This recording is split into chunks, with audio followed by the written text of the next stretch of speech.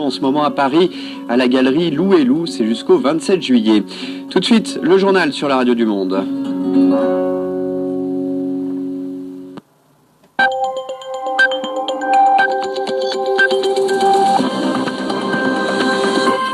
À 7h à Paris, 14h à Osaka, bienvenue sur RFI, les 5h en temps universel. Michael Ponge. Et à la une, la désillusion tricolore, fin de parcours pour les footballeuses françaises sorties de leur mondial à la maison. Elles ont chuté hier soir sur l'ogre américain 2-1. Dans l'actualité aussi, le G20 au Japon et ce sommet dans le sommet. Donald Trump a rencontré ce matin Xi Jinping. En pleine guerre commerciale entre leurs deux pays, ils se disent d'accord pour relancer les négociations. Le commerce aujourd'hui, c'est aussi l'Europe et les pays du Sud américains qui s'entendent sur un traité de libre-échange. Les négociations avaient débuté il y a 20 ans. Et puis la canicule, l'alerte rouge élevée dans le sud de la France où un pic à près de 46 degrés a été enregistré hier. Elles sont restées de longues minutes sur la pelouse du Parc des Princes comme si elles ne voulaient pas que ça se finisse et pourtant c'est bel et bien terminé.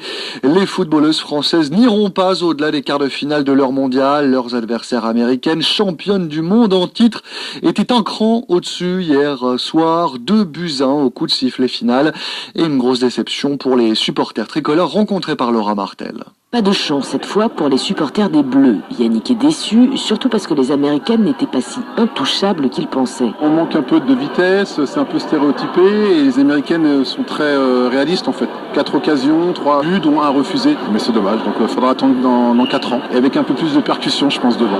La majorité des supporters, comme Hugo, gardent le sourire. Je m'attendais à ce que les Françaises gagnent quand même, on est chez nous, il fallait qu'on représente le truc, mais c'est vrai qu'en face on avait quand même des monstres, une des meilleures équipes, une des favorites. Ça reste un bon match quand même, les Françaises ont bien joué, elles ont été hargneuses, il y a eu des belles actions, après tant pis on n'a pas réussi à remonter, mais on avait quand même donné d'autres mieux je pense. C'est vrai que je regarde jamais le foot féminin et là pour le coup ouais c'était cool. Si Hugo assure qu'il continuera à suivre les Bleus, Olivier craint que leur échec en quart stoppe le récent engouement pour le foot féminin. Mario Torrent à pleurs, je pense que... Alors on verra d'autres des Coupes du Monde, mais en France peut-être pas, donc c'est juste ça, c'est que là les supporters étaient géniaux, c'était magnifique, on y a cru, 2-1 on y a cru. Aujourd'hui, la victoire pouvait changer beaucoup de choses au niveau des licenciés, au niveau des infrastructures, du salaire aussi, on parle du salaire. Et si la France ne gagne pas au féminin, au bout d'un moment, ça va rester tel quel. Pas tout à fait tel quel, ne serait-ce que pour Héloïse, 8 ans, décidée à s'inscrire au foot en septembre et qui, interrogée sur la défaite des Bleus, répond « C'est pas grave, elles gagneront la prochaine fois ».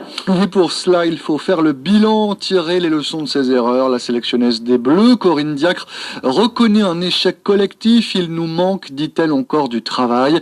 Pour l'ex-international tricolore Candice Prévost, les joueuses n'ont pas à rougir toutefois de leurs prestations. C'est frustrant parce qu'on a joué quand même au ballon, les Américaines ont eu peur, elles sont passées de 4 derrière à 5 derrière, donc on a senti qu'elles avaient elles aussi peur. Donc je pense qu'il y a une petite déception parce que les Françaises se sont réveillées un peu trop tard. Ce dernier carré-là est difficile mentalement, puis à la maison, et puis en même temps, un pays hôte n'a jamais gagné une Coupe du Monde, hormis les États-Unis en 99.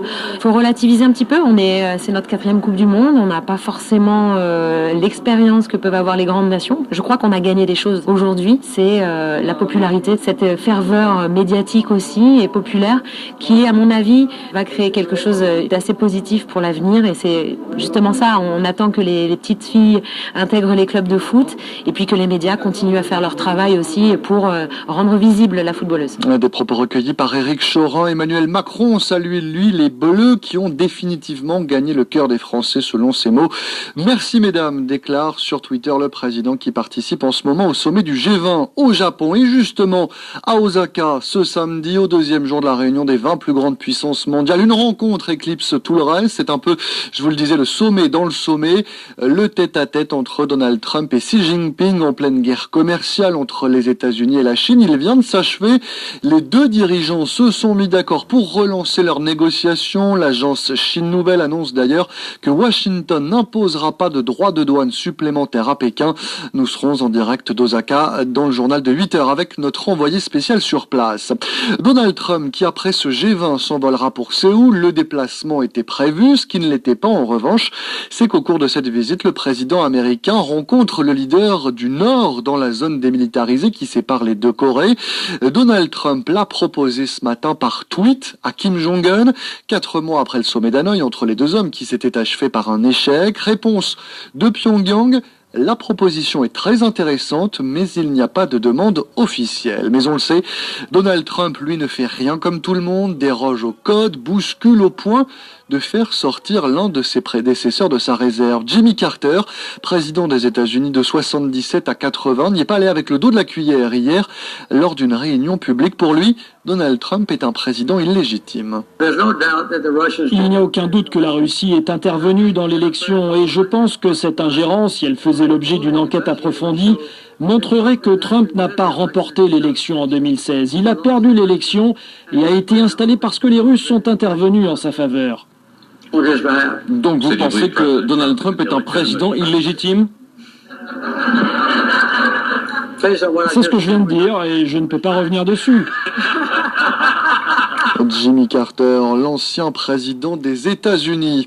Et pendant que Donald Trump souffle le chaud et le froid sur le commerce mondial, cette annonce, après 20 ans de négociations, l'Union européenne et les pays du Mercosur, Brésil, Argentine, Uruguay et Paraguay, ils sont tombés d'accord sur un traité de libre-échange, traité qui toucherait potentiellement près de 770 millions de consommateurs et plus de 88 milliards d'euros de biens échangés, Pierre Benazé.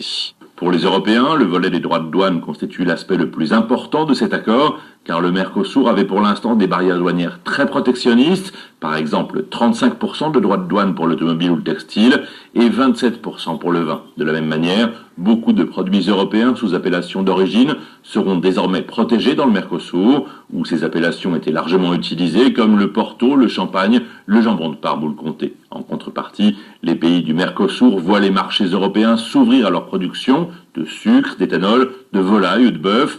Cet accord devra être intégré à un accord d'association plus large, comprenant des volets sur l'environnement, les droits de l'homme ou les migrations.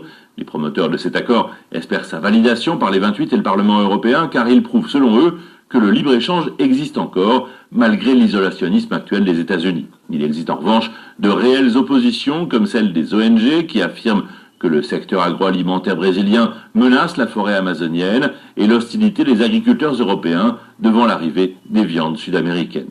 Pierre Benazet, Bruxelles, RFI.